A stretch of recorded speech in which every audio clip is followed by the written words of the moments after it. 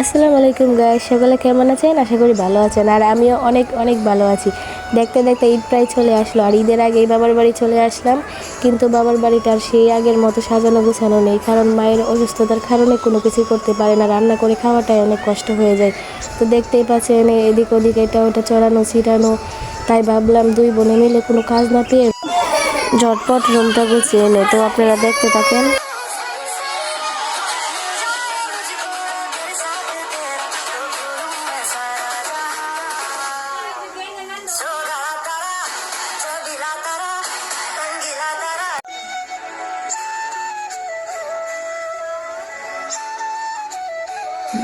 আর এদিকে দেখতে দেখতে আমাদের প্রায় ঘরের কাজ শেষ। তো আমার মায়ের জন্য সবাই দোয়া করবেন, যাতে উনি সবসময় সুস্থ থাকে, ভালো থাকে। এবং আপনারা সবাই ভালো থাকবেন। আল্লাহ হাফিজ।